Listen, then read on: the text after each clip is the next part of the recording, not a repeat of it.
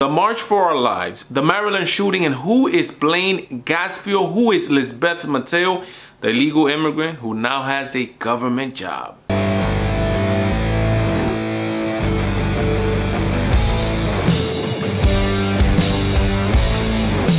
Welcome to the Valentine Show, guys. I'm your host, Valentine's. Guys, wow, man, I took this weekend off, but it feels... Woo! I almost was forgetting even how to edit, man. Great feeling of being back. I took a day off. Why? Because I'm the boss. That's why. Because I could do whatever I want. I want to thank you, each and every one of you guys who are always following me. We are on the journey. The journey is still going. I want to thank all the viewers, all the people that always have corrected me, who have given me some pointers. I appreciate you guys very much. I thank you for the people that have taken the time to subscribe and to give comments. I'm really grateful. Hopefully we can open this avenue even more. I want you guys to actually share the link and subscribe and do all that, but that's for another time. Let's get into it, guys. The March for Our Lives tomorrow. We are using now the kids to portray and to force gun control on us. Incredible. Now that we're using kids who for the most part, we tell kids, you don't know what you don't know what you want. Now we are using them to tell us what what gun controls should be passed. It's incredible. We haven't heard too much of discerning voices from the opposite side, and even like a kid that is a conservative-minded, pro-Second Amendment. As a matter of fact, there was a Times magazine shoot, and they didn't show the kid that he wants more guns in school for protection. He wants people to be protected, but he was not shown on the Times magazine because there is the elite want to force gun control on people. YouTube, on the platform that this might be on, apart from Facebook, YouTube now seems like a gun channel purge. Meaning you cannot, the gun channels on YouTube, and a lot of people, but the gun channels on YouTube were being demonetized because they were showing guns. So what they did, this from before, they do something called affiliate marketing. Meaning, let's say this is a gun. I show this a gun. I say, hey, you can buy this gun at a link below. You go, you buy through there. I get a cut off whatever you buy. Now, YouTube is telling them you cannot do that. YouTube, so it's cutting off, apart from being demonetized, now it's cutting off their revenue streams like that. Bang! They cannot show certain gun accessories in the thing, in their videos. They cannot show magazines over a certain amount of rounds in the videos. And the funny thing is that they are putting their rules on things that are legal and protected under the Second Amendment of the United States. Citibank is now not doing business from people who sell bump stocks and I forgot what else, but they're also jumping on the bandwagon and putting their foot down on the gun community. As you know, Dick's Sporting Goods did that. They raised the minimum age to 21 and they're not carrying certain things. Okay, I agree with whatever they don't want to carry, but raising the age up to what they want. And this is my question. Maybe there's somebody out there that could put me straight on what is the legality of businesses sidestepping the Constitution. Meaning, if this is legal, how can a business say it's not legal because it's my private business? So for example, how can a business let's go on the freedom of free speech. How can a business say, like a lot of these internet social media companies are doing, how can I say that word or those statements, you cannot say them on my platform? Like for example, Twitter did to me. I sent a tweet which it used the word Negro in it, some from which is a perfectly legal word. They told me to delete the tweet, or if not, they were gonna ban the account or whatever it is. Negro is a legal word. Why should I be controlled on their platform legally on my freedom of speech? Again, so now we take this into the Second Amendment. How can a business put their foot down on certain things that are legal? I'm curious to know what is the legality of this. If any of you guys know out there, please let me know. How can a business just throw out and do whatever they want? Because, for example, I'm pretty sure, like, for example, this is just an example. I know murder is illegal in the United States, right? But if I have a business, can I make murder legal in my business? Because it's my business? That's just a stupid example, but I want you guys to understand where I'm coming from. Okay, so now we got the March for Our Lives tomorrow, going down tomorrow. The attack on the Second Amendment, guys. And this is, we are,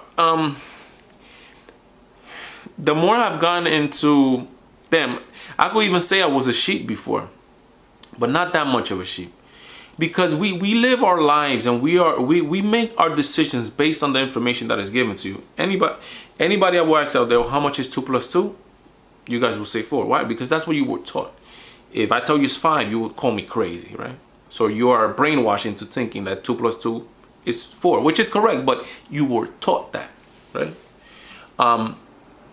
We live our lives, just the media that is given to me. You believe me because I don't know, because I'm just saying it. You might believe me and just take my word for it instead of going and doing using this has to be a marvel of the world, using the internet and investigating this thing. We believe all these things, and we are being tricked into believing, and all in the name of gun control, that taking the guns away from the good people, it's a good thing.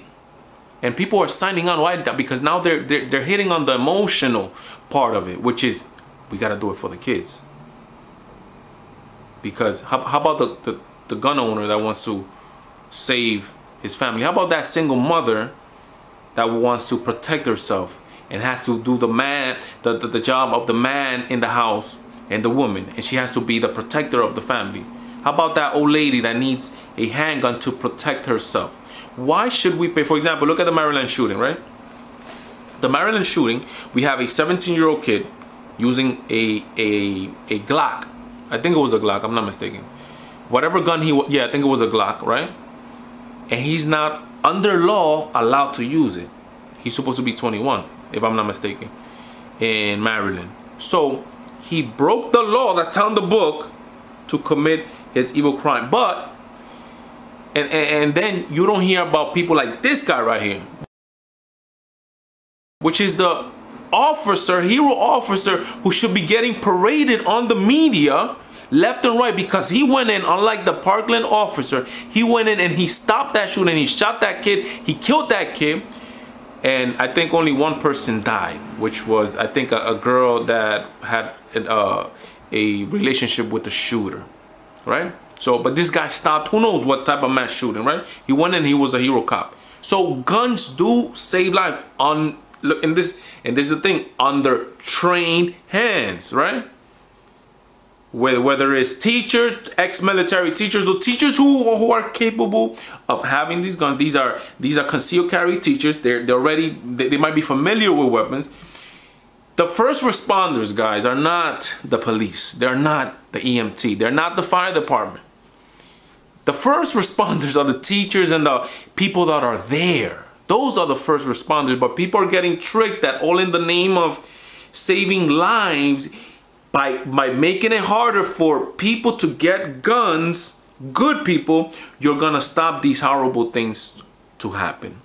They want to put the age up to 21. Okay, let's put up the age to 21. Okay, so now we cannot take, then we should not allow kids 18 to join the army because they are not capable of having guns. So why can't we give a kid a fully automatic weapon? An automatic weapon meaning that you place that trigger and you empty out that magazine. You go give him a fully automatic weapon, send him to the Middle East to kill people over there. Yet he's 18, he's a law-abiding citizen, and he's not able to have a gun? That is just not fair. Why should an 18-year-old kid who's a law-abiding pay for what the one kid did, right? That is just not fair. In other news, guys, we have Lisbeth Mateo. Who's Lisbeth Mateo? This young lady that you see here. Lisbeth Mateo is an illegal an illegal immigrant in the state of California, which is a sanctuary state. Now she has a government job. She's illegal and she has a government job paid by tax-paying workers of the United States of America, and it's illegal. Meaning now the message sent to the people that are coming illegal is that, who knows, you might even be able to become president as an illegal immigrant, because now you don't need papers to work in the United States of America. They're just flaunting it and protecting this. Guys, do you guys not understand? I mean, this has nothing to do with compassion. It has nothing to do with compassion. It has to do with following the law. For example, I'm an immigrant. You guys know I'm an immigrant. My parents did the line, right? And they brought me, right? Not only am I an immigrant, but I went to the Dominican Republic, where you guys know I'm from, and I petitioned for my wife. So my wife made the line also. Why should somebody be granted protection under the laws of a state to be able to work legally in the United States, when I made the line, my wife made the line, my parents made the line, and there's a whole bunch of people that paid the price? Why should that line be sidestepped? I mean, you guys get mad when they jump the line at the supermarket. So why would you be content and happy when they jump the line in an immigration, you know? Guys, I'm curious to know what you guys think. Guys, I am Valentine. Please remember to share the link, subscribe to the channel. Thank you very much for you guys. Guys, I'm very interested, obviously, in getting down and dirty in the comments, because in the comment section, people are unanimous. People say things that they will not say to my face in real life, or to whoever's face in real life, to whoever person it is, because the internet gives them anonymity. And the comments sections are great because it shows the true character of the human heart to some people. In the Bible, it says that because of the abundance of the heart, the mouth speaks. So if evilness comes out your mouth, hate comes out your mouth, your heart is full of hate. Guys, I'm Valentine. God, family, country, me, Valentine. Where am I going? I'm out.